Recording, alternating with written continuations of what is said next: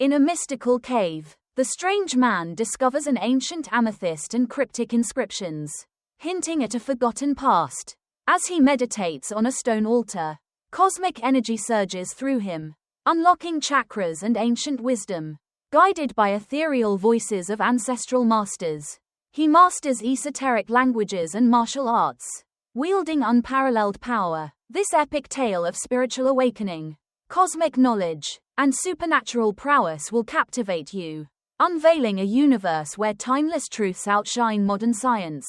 Dive into the enigma. In a mystical cave, the strange man discovers an ancient amethyst and cryptic inscriptions, hinting at a forgotten past.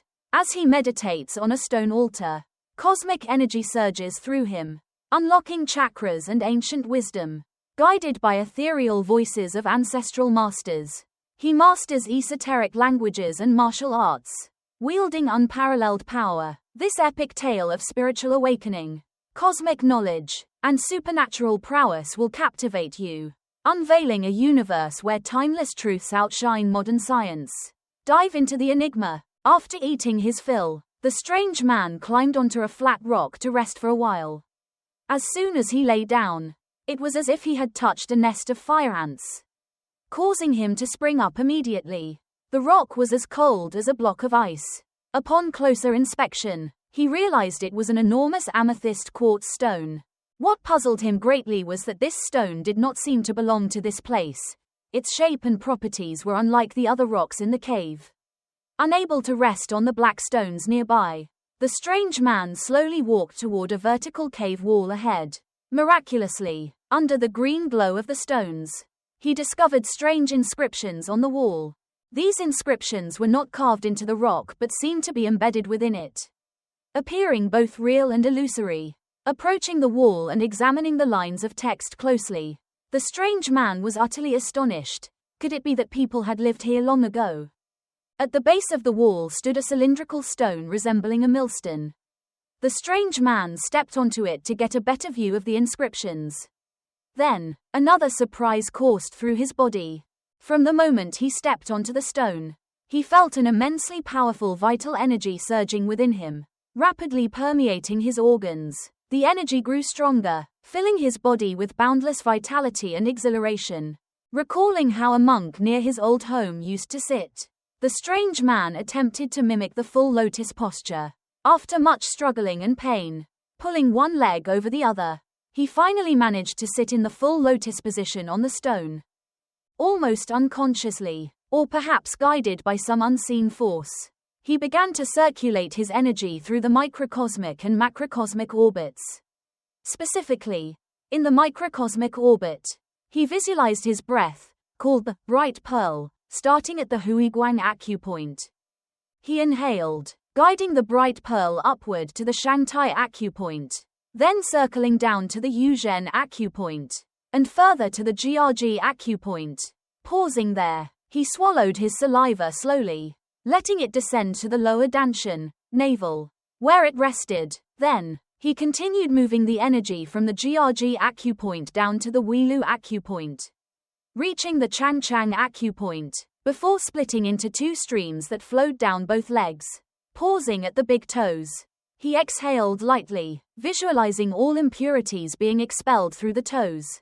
Next, he inhaled again, feeling two streams of pure light entering through the big toes, cool and refreshing, flowing back up to the changchang acupoint, then to the wilu, and up to the jiaji acupoint. Where they paused, he swallowed saliva again, guiding it to the lower danshan, where it rested. The energy then moved from the jiaji acupoint to both arms, reaching the thumbs, where it paused, and he exhaled lightly, visualizing impurities being expelled through the thumbs.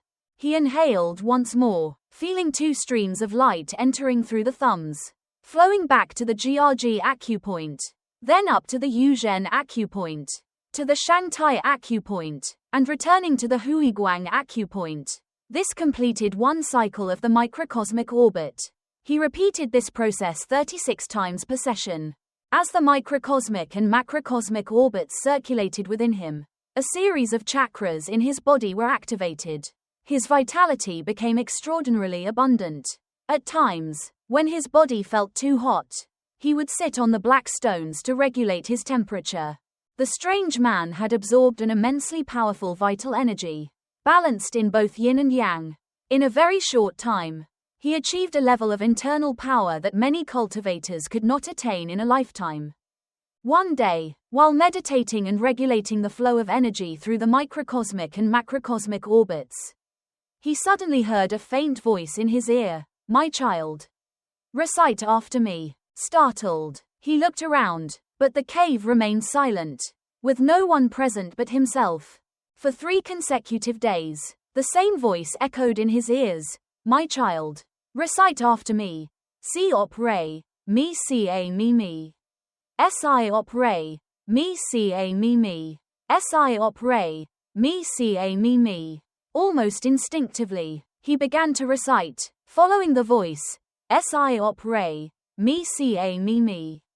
Si op re, mi si a mi mi. As he recited faster, his tongue grew tangled, and suddenly, a stream of strange sounds poured from his mouth like flowing water.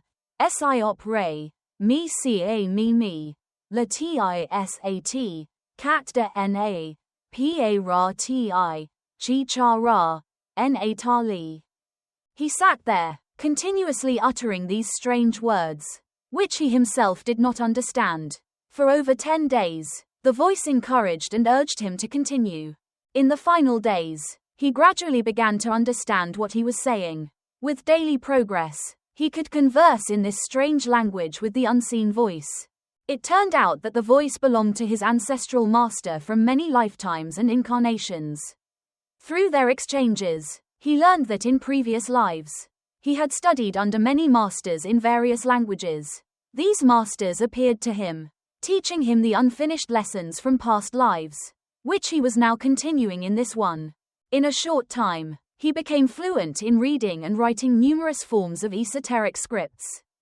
Soon after, he amassed a wealth of knowledge that surpassed what researchers could achieve in a lifetime of study. Whenever he faced a difficult problem, he would use the languages of his ancestral masters to ask questions, receiving precise and concise answers in the form of teachings. He noticed something peculiar. Subjects that were entirely unfamiliar from his life before the cave felt intimately familiar once explained by his masters. He also learned that he was studying under the esoteric Buddhist masters of the Wei, non-action, Dharma. Wei, meaning non-dependence, non-influence, and not arising from causes and conditions, is the opposite of Yue, conditioned. Samskrta, often understood as non-doing. In early Buddhism, only nirvana was considered Wei, while all other phenomena were Yue. This concept was preserved in the Theravada and Vatsiputriya schools. Other schools gradually altered the use of this term. The Mahasamgika school recognized 9 Wei phenomena, 2 types of cessation, pi. Nirodha, one achieved through analytical discernment, called Pratisamkhya Nirodha, corresponding to nirvana, and the other achieved without analysis, called Apratisamkhya Nirodha, related to the defilements an arhat no longer clings to. Also classified as Wei were emptiness, 3. Infinite space, 4. Infinite consciousness, 5. Nothingness, 6. Neither perception nor non-perception, 7. The doctrine of dependent origination, 8. And the Noble Eightfold Path, 9. The Sarvastivada school recognized 3 Wei phenomena, emptiness and the 2 types of cessation. The Yogacara school added to these a state of blissful meditative cessation. The cessation of thought and sensation in an arhat, and suchness, sa. Tathata. The Dharmaguptika school classified suchness and the permanence of all phenomena as Wei. Under permanence of all phenomena, they defined the unchanging nature of things, their change being their unchanging characteristic. The law of cause and effect, karma, and certain meditative states. Through studying the Wei Dharma, the strange man directly connected with his ancestral masters from many lifetimes, accessing an immense cosmic knowledge repository unmatched by any human library. He also realized that the laws of the universe, which govern human life, follow simple and universal principles. However, Because humans fail to grasp them, they increasingly complicate and deviate from these original principles. Perhaps for this reason, knowledge from thousands of years ago was more accurate and refined than what humanity understands in this so-called scientific era.